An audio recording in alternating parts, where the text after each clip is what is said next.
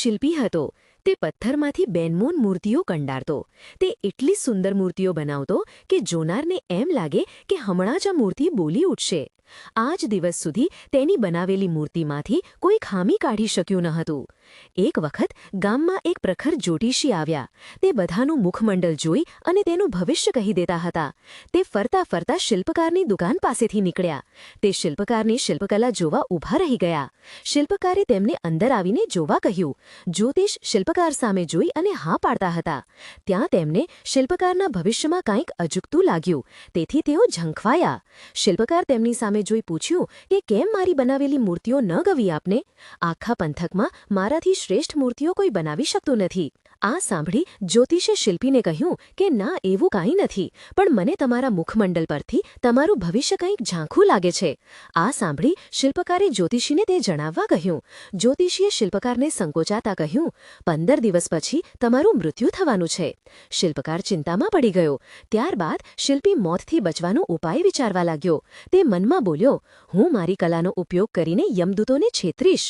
શિલ્પીએ રાત દિવસ મહેનત કરીને પથ્થરમાંથી પોતાના જેવા જ રૂપ, રંગ, દેખાવ અને આકારવાળા 6 પૂતળા કંડાર્યા. પૂતળા એવા અબેહૂબ બન્યા કે તેમની વચ્ચે શિલ્પી ગોઠવાઈ જાય તો કોઈ જાણી ન શકે કે આમાં સાચો શિલ્પી કયો હશે. શિલ્પી નિશ્ચિંત થઈ ગયો. 15 દિવસ પૂરા થયા અને શિલ્પીનો મૃત્યુદિન આવી પહોંચ્યો. શિલ્પીએ એક ઓરડામાં 6 પૂતળા જમીન પર સુવાડી દીધા. તે પોતે પણ પૂતળાની વચ્ચે સૂઈ ગયો. તે પણ પૂતળાની જેમ હાલ્યા ચાલ્યા વિના પડી રહ્યો. યમદૂતો શિલ્પીને લેવા આવ્યા. તેમણે ઓરડામાં 7 શિલ્પી જોયા. તેઓ મૂર્તિ જોઈ મૂંઝવણમાં મુકાઈ ગયા. તેઓ સમજી ગયા કે આ શિલ્પીની ચાલ છે, પણ બધી મૂર્તિ શિલ્પી જેવી આબેહૂબ હતી. તેથી સાચો શિલ્પી શોધી કાઢવાનું કામ અઘરું હતું. તેમાંથી એક યમદૂત ચાલાક હતો. તેણે એક યુક્તિ વિચારી કાઢી અને તે ધીમેથી બીજા યમદૂતને બોલ્યો, શિલ્પી ખરેખર ખૂબ હોશિયાર છે. એણે કેટલા સુંદર પૂતળા બનાવ્યા છે, પણ શિલ્પીએ પૂતળા બનાવવામાં એક જ ભૂલ કરી છે.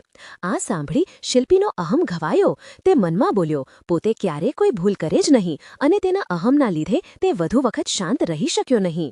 અને તે તરત જ મોટેથી બોલ્યો, મારા હાથે ભૂલ થાય જ નહીં. બતાવો, કઈ ભૂલ થઈ છે?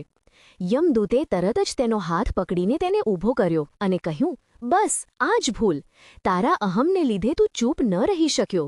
જો તું ચૂપ રહ્યો હોત તો અમે સાચા શિલ્પીને ઓળખી શક્યા ન હોત. યમદૂતો શિલ્પીને લઈને ચાલતા થયા.